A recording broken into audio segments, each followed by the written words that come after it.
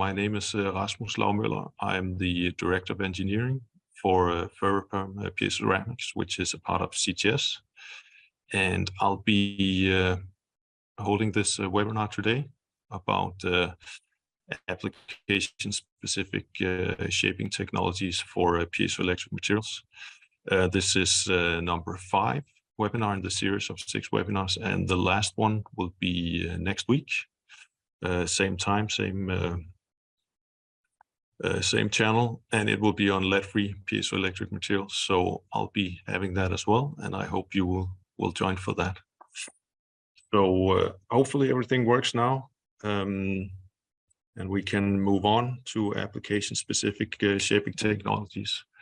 So this will be about technologies that are still used to make devices and are, you could say, adjacent to ceramic technologies. So here we'll be focusing on films on substrates mainly, in contrast to what we're used to, namely bulk piezoceramics, which comes in the shape of discrete components that have fairly simple shapes and are electroded and then are assembled into a device. So the alternatives that we're going through here will be novel technologies to enable miniaturized and novel devices. So I'll be touching on 2 topics. The first one is piezoelectric thick films, which is still a ceramic technology, and then I'll go into what we call PiezoPaint, which is a technology that we developed over the last years, and this is not really a ceramic anymore, but it's based on some of the same materials that we have in our portfolio. So that's the plan for today. Piezoelectric thick film. So the drivers behind developing piezoelectric thick film is basically to open up the application space possible where you would like some kind of a piezoelectric actuation or sensing. So some of the applications that we have in focus here is high-resolution imaging devices, and that require high frequencies. And by high frequencies, we're talking about 10 megahertz and above. Here it says 15 to 20, but we are normally operating in the range of 10 to 50 megahertz for these kinds of devices. And for bulk ceramic or conventional bulk ceramic technology, this can be a challenge to machine parts that enable those frequencies. Then we have another application space, which is miniaturized ultrasonic devices or actuators. And this is just trying to approach the problem of making things smaller in general in electronics and integrate the piezoceramic into MEMS or other miniaturized devices. And then, of course, there's a big driver, which is cost reduction. So if we're able to make things smaller, if we're able to be smart about the manufacturing processes, we can make things cheaper.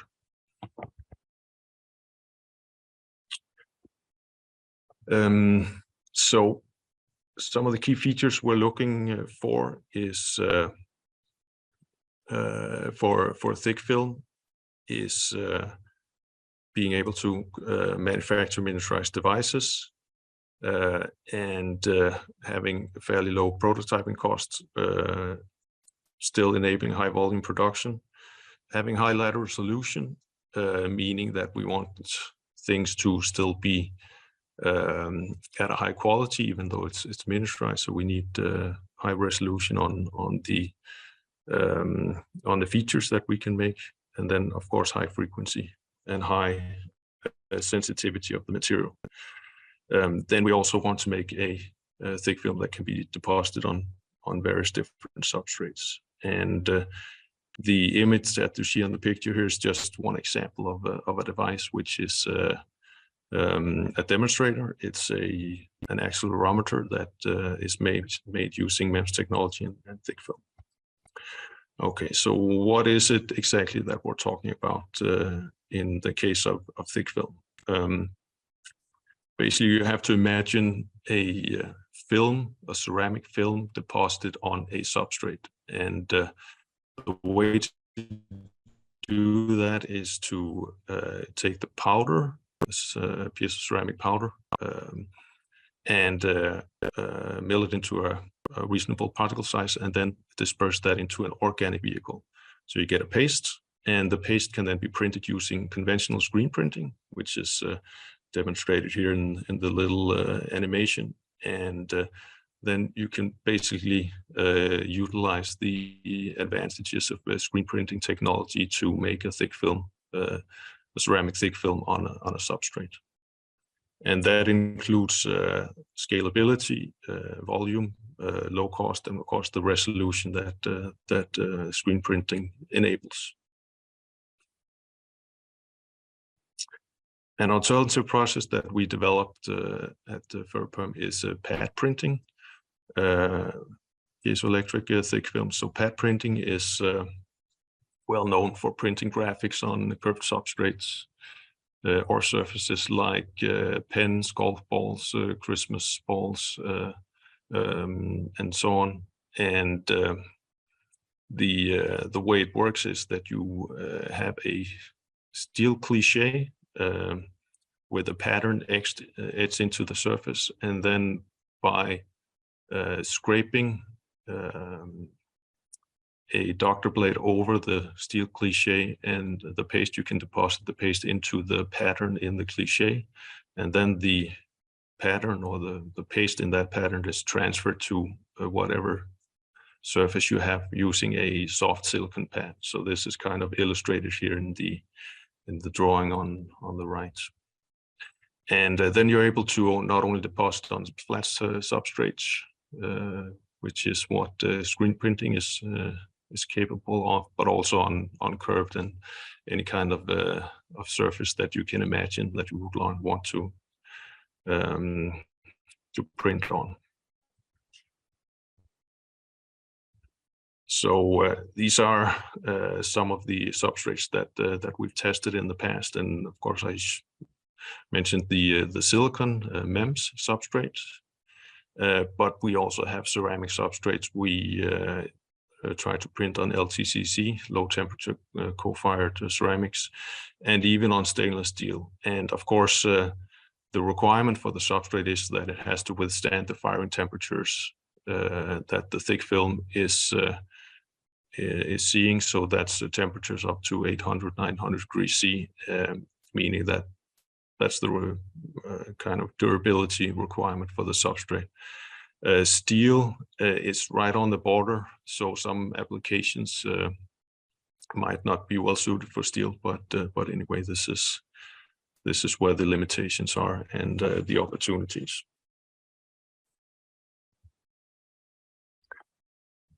So I'll talk a little bit about one of the more successful applications that we have where we've been using thick film. This is high frequency imaging. So the device that you're seeing here is a device with a thick film pad printed on a curved surface of a porous ceramic substrate.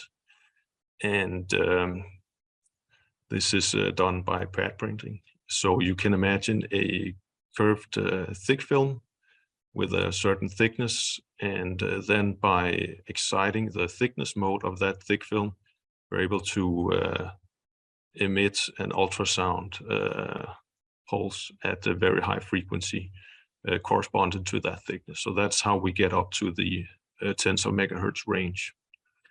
And the properties of the thick film and the substrate are such that you get a very wide bandwidth transducer. You get a very damped pulse at very high frequency, which is really good for imaging. This lends itself to very high volume manufacturing of high frequency transducers, and this is one of the successes that we had in the past. So and present, where we're manufacturing hundreds of thousands of these transducers, and have been since 2012. And these transducers are used in medical application that I'll talk about here. So this is an application by Althera, where they're using the transducer for imaging skin. So this is an application that is an alternative to a facelift, basically. So they are in one transducer or application emitting ultrasound at fairly low frequency but very high intensity into the skin to make small lesions or activate the layers underneath the skin to tighten the skin. And then they have integrated the high frequency imaging transducer that I just talked about into the applications to do imaging during this treatment. So that enables monitoring while treating, and this is a very interesting application that's been successful for a while now. And so this was about a single element transducer using thick film, and of course the next application you would have in mind is, why not make arrays? So this is something that we worked on as well. If we think about the conventional way that arrays are made for high and low frequency, is that you have some kind of assembly process with the discrete components. There's a backing layer, there is a PZT element, and then electrodes, obviously, and then a matching layer. So this has to be individually manufactured and then assembled somehow through a bonding process. Then you can dice it up to make your composite usually, or to make discrete array elements. And then usually there's a dice and fill processing step as well. So this works quite well. It has some limitations in terms of assembly and costs. So the alternative that we're proposing is to do everything by printing and using thick film technology. So instead of having an assembly process, you basically print the various layers on the substrate or the backing layer, similar to the single element high frequency transducer. And the benefit of that is that you can, in principle, you can print on any kind of curved substrate using pad printing. You can also print on a flat substrate, and you can pattern the different layers just by the design that you want. So a lot less machining processes involved. And this is something that we have done in the context of a project. And I just have to apologize for the Megit logo here. It's from an old project when we were still part of Megit. But this is the concept basically. So printing the array directly on a substrate without any assembly or machining, and enabling the different array elements just by the patterning of the electrodes. And in this application, we were aiming at 10 megahertz. And this is what it looks like in real life. So you see here on the left side the actual transducer with the different array elements patterned by the electrode, and then you see the assembly with the PCB on the right and the connections. And This was done in a Innovation Found project together with BK, which is a Danish imaging company, and we're able to use their system to make some images with the transducer developed within this project, and these are some of the results here. So this was a proof of concept to see if the technology can generate an array that is able to do imaging, and further optimization has been done since, but the proof of concept is definitely there. Okay, so that was thick film, and then I'll spend the next 10-15 minutes talking about the PiezoPaint. So coming back to the drivers for developing this kind of technology, the ceramic technology, of course, has the limitations that you need to fire the ceramic at very high temperatures, up to, for thick film, it's 800 to 900 degrees C. For bulk, it's even higher, but of course that limits the application space in terms of what kind of substrates can be used if you want to deposit a film on something, and it has to go through this processing step of high temperature firing. So trying to integrate a film into polymers or textiles or even PCBs, that's going to be a challenge if you want to make a ceramic that needs firing.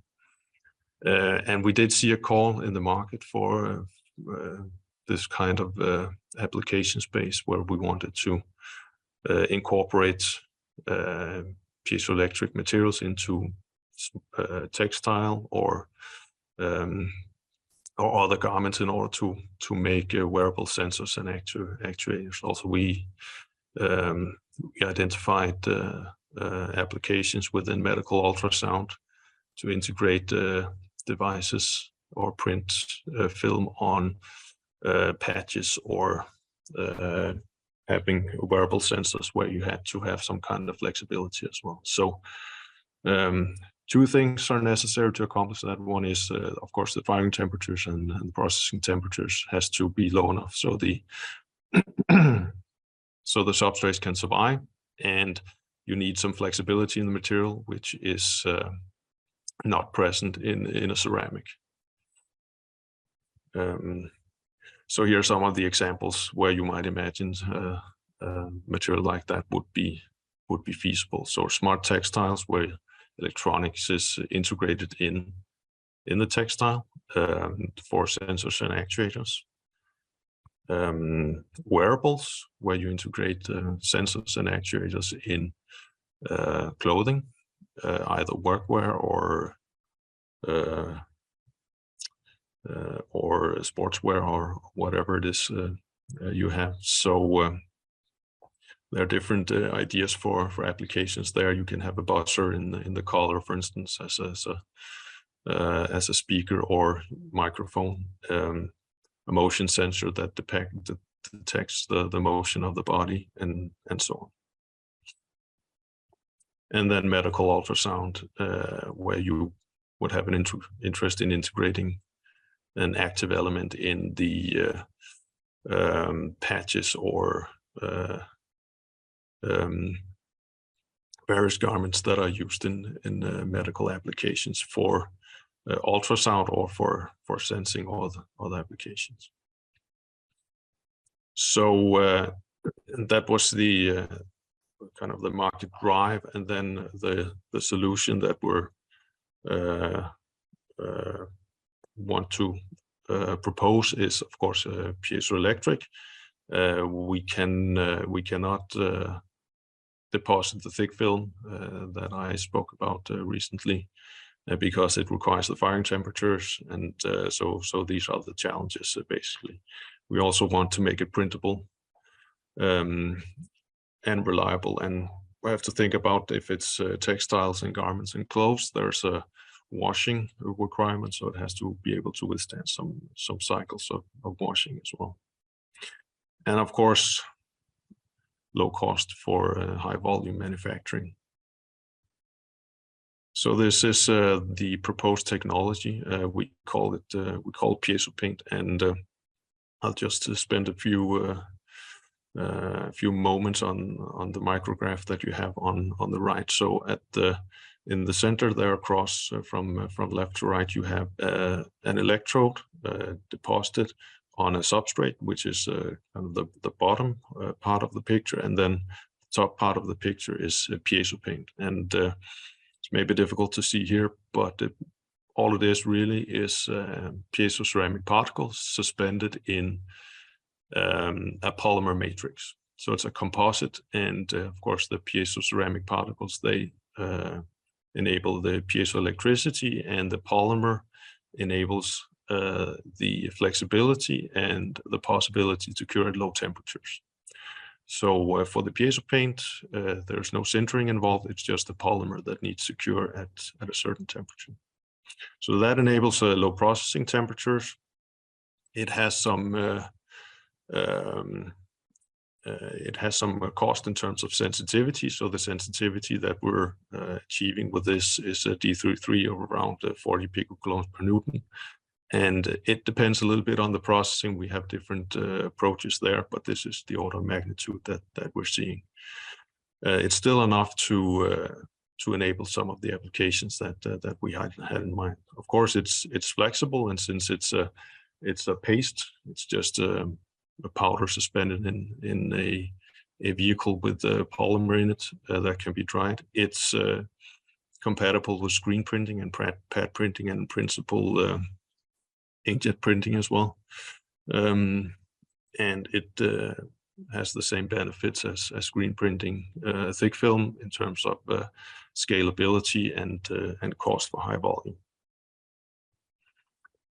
And this is what it looks like on a PT substrate. So we have printed a PiezoPaint patch on a PT substrate, and you see how it bends in this application. This is actually something we offer as a free sample for testing. So this can be printed on fabrics, textiles, composites, metals, obviously, plastic polymers, various types of laminates. Ceramics is also possible, paper even, and PCB, either flex PCB or regular PCB. And you can imagine other substrates that might be compatible, that can withstand the temperatures.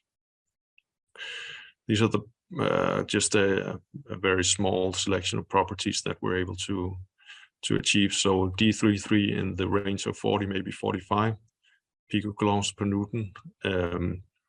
We have a fairly high dielectric constant compared to other electroactive polymers. And in this case, it's compared to PVDF, which is the other flexible material, piezoelectric material that comes in mind when talking about these applications. So we think we have an edge with this material, and we've even tried to use it in certain demonstrators and applications. So you can see here on the top left, we've tried to do some NDT, non-destructive testing, on a composite structure, and by printing some piezo patches and emitting ultrasound into the structure, and see if we can detect the defects or holes in that structure. We've made sensors, motion sensors and buzzers on garments, and we're also looking into making some patches that are able to emit ultrasound into wound beds or into scars to have some kind of therapeutic effect on either scars or wounds. And this is one of the first earliest applications that we tested, which is just a simple buzzer. So just printing a piece of or a patch of PiezoPaint on a piece of garment. In this case, it's a lab coat, and we're able to measure an emitted sound by applying the voltage on this. So so that works well. And I think let's see here. Yeah, so I think that brings me to the end of the presentation, and hopefully there'll be some questions that I'll be very happy to answer. So thank you very much.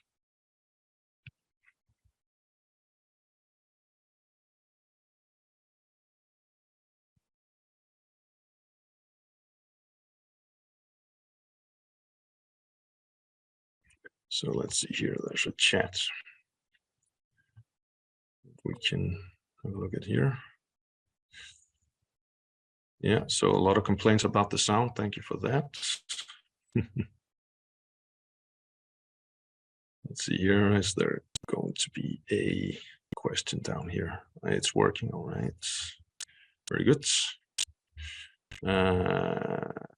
Okay, so there's a question about high voltage polarization after curing the PiezoPaint. Yeah, so that's a requirement. It's still a it's still a ceramic material that is suspended in an organic vehicle or in a polymer. So you need polarization. The domains will still be randomly oriented when you apply the PiezoPaint. So there's a polling step, and the polling voltage is higher, or the requirement for the polling voltage is higher than for ceramic, because you have the polymer basically screening the ceramic particles. So there's a bit of IP involved in that. Can the polarization be performed at the room temperature? Is it AC or DC? So it's a DC field, and the temperature that we're using is not disclosed. Usually we try to keep our polling conditions to ourselves, not disclosing that. Yes. Okay. Thank you. Very well. You are very welcome.